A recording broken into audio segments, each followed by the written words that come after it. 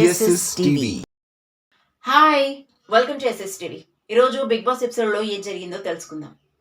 ఎప్పటిలాగే మాధురి ఒక ఫేక్ కంటెంట్ని క్రియేట్ చేసింది అనుకోండి, అల్లిపోయి వచ్చాం సంజన గొడవలో.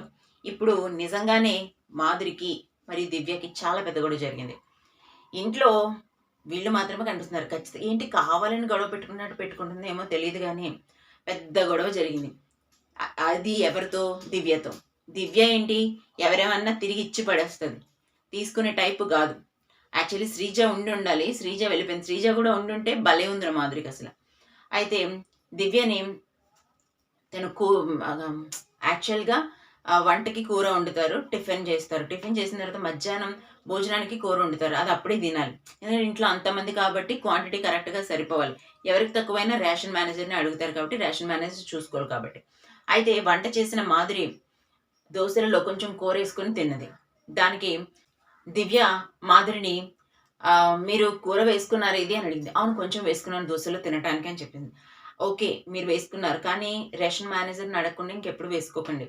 రేషన్ మేనేజర్ అంటే మొత్తం వీళ్ళందరికీ సరిపోయిందో లేదో చూసుకోవాలి, లేకపోతే నా మీదకి వస్తుంది. కాబట్టి మీరు ఇది యాక్చువల్గా తినకూడదు, తిన్నా సరే ఒకసారి పర్మిషన్ అడిగి తినండి అని చెప్పేసాను. ఏంటి ఇంత కోరికి పర్మిషన్ అడగాల? ఎందుకు పర్మిషన్ అడగాలి? రేషన్ మేనేజర్ నాకు నచ్చదు, మార్చేయండి అని చెప్పింది. అది కదండి, మీరు కూర అలా వేసుకోకూడదు, ఇది అందరికీ సంబంధించింది కదండి, మీ ఇల్లులా మాట్లాడకని చెప్పి. ఇది మీ ఇల్లు కూడా కాదు కదా, దయచేసి మీరిద్దరూ గొడవ పడకండి అని చెప్పేసి డిస్కషన్ జరిగింది. అయితే ఈలోపు కళ్యాణ్ వచ్చి, ఏమండి మీరు రేషన్ మేనేజర్ని అడగకుండా ఫుడ్ని ఏది ముట్టుకోకూడదు, అదొక రూల్ ఉందని తెలుసా అని అంటే, నాకు ఈ రూల్స్ ఏమీ తెలియవు, మేము ఫైర్ స్టోమ్ నుంచి వైల్డ్ కార్డ్ ఎంట్రీస్ వచ్చాం కదా, మాకు రేషన్ మేనేజర్ నచ్చలేదు, రేషన్ మేనేజర్ని మార్చండి అని చెప్పేసి ఏకతాటిగా మాధురి మాట్లాడుతూనే ఉంది. ఎందుకండి మీరు ఎలా మాట్లాడుతున్నారు? ఫుడ్ గురించి తీసుకున్నప్పుడు ఒక మాట అడిగితే సరిపోయేది కదా, అడగకుండా రేషన్ మేనేజర్ని అడగకుండా తినకూడదు. ఏంటి ఇంత కొరకు నీకు వచ్చేసిందా, ఇలా మాట్లాడడానికి నీకు ఎలా అనిపిస్తుంది అని చెప్పేసి మాధురి మళ్ళీ ముందు ఎలా అందరితో గొడవ పెట్టుకుంటుందో సేమ్ అలాగే టోన్లో అరుస్తుంది. దానికి దివ్య, మీరు ఎందుకు వాయిస్ని రైస్ చేస్తున్నారు? మీరు అసలు వాయిస్ని రైస్ చేయకండి, నేను ఎలా మాట్లాడుతున్నాను అలా మాట్లాడండి అంటే, ఎందుకు వాయిస్ రైజ్, నా వాయిస్ ఇంతే అండి, నా వాయిస్ అంటే నేను కూడా అలాగే మాట్లాడతానని చెప్పేసి దివ్య కూడా అడగడం స్టార్ట్ చేసింది. ఇంకిద్దరు అరిచేసరికి హౌస్ అంతా మళ్ళీ అటెన్షన్ స్టార్ట్ అయింది. ఎందుకు మీరిద్దరు ఇలా ఇది చేస్తున్నారు, ఖచ్చితంగా రేషన్ మేనేజర్ని అడగాలండి అని అంటే, నాకు నచ్చలేదు, రేషన్ మేనేజర్ని మార్చే. ఈవిడే తప్ప పక్క వాళ్ళ విషయాన్ని అస్సలు పట్టించుకోదు మాధురి.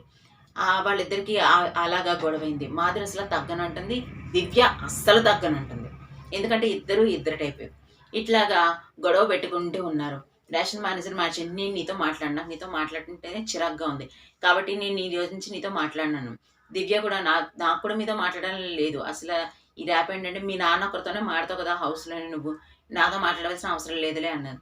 భరణితోని ఎందుకు మాట్లాడతానని మీరు అన్నారు, హౌస్లోనే అందరితోనూ మాట్లాడతాను, మీకు భరణితో మాట్లాడడం మాత్రమే కనిపిస్తుంది అని చెప్పేసి గట్టిగా రమ్య మాట్లాడడం జరిగింది.